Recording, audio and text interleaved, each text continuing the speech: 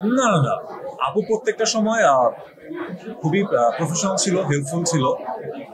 আমাকে আসলে সত্যি কথা বলতে আমাকে বুঝতেই দেয়নি যে আমি আসলে নতুন।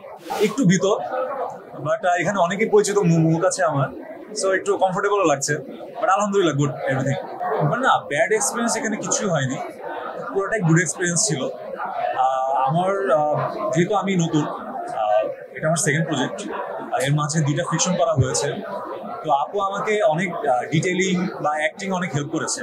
সো সবকিছু ভালো এক্সপিরিয়েন্স ছিল, গুড এক্সপিরিয়েন্স ছিল। দিঘি ভাইয়ের সাথে আমার আগেও কাজ হয়েছিল, এটা আমার সেকেন্ড প্রজেক্ট ওনার সাথে।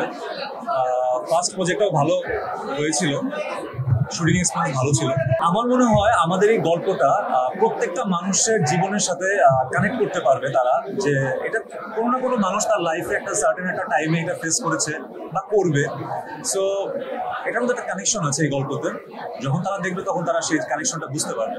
আই থিঙ্ক এটা সবাই দেখার পর সবাই বলুক যে কেমন লাগে।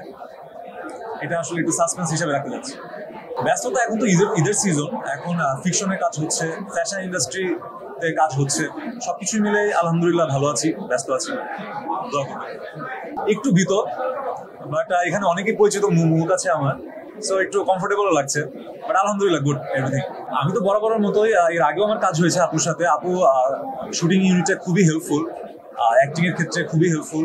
প্লাস হলো ভিকি ভাই ছিল এখানে, উনিও খুব হেল্পফুল, ডিরেকশন দিয়েছেন, আমাকে হেল্প করেছেন অ্যাক্টিং এর ক্ষেত্রে ভালোভাবে। ডিরেক্টোরিয়াল সেক্টর থেকে আমি খুব হেল্প পেয়েছি। সো আলহামদুলিল্লাহ এভরিথিং ইজ গুড। না, না, না। আপু প্রত্যেকটা সময় খুবই প্রফেশনাল ছিল, হেল্পফুল ছিল। আমাকে আসলে সত্যি কথা বলতে আমাকে বুঝতেই দেয়নি যে আমি আসলে নতুন। সে ক্যারেক্টার থেকে আমাকে যতটা পরিমাণে হেল্প করা সে করেছে শুটিং এর ক্ষেত্রে বা ডায়লগ ডেলিভারির ক্ষেত্রে, সব দিক থেকে। আই থিঙ্ক আজকে না, এটা আমার মুখ থেকে না বলি, মানুষ দেখুক, তারাই বলবে ব্যাপারটা কি হয়। হয়তো নেক্সট টাইম এটা নিয়ে বলবো, যখন যখন সবার দেখা হয়ে যাবে তখন হয়তো বা সবার থেকে আবার বোঝা যাবে। আমার মনে হয় সুখের রং নীল। আর আজকে যখন কন্টেন্টটা বের হবে বা সবাই যখন দেখবে আমাদের এই নীল সুখটা, তখন আই থিঙ্ক সবাই বুঝতে পারবে যে কেন সুখের রংটা নীল।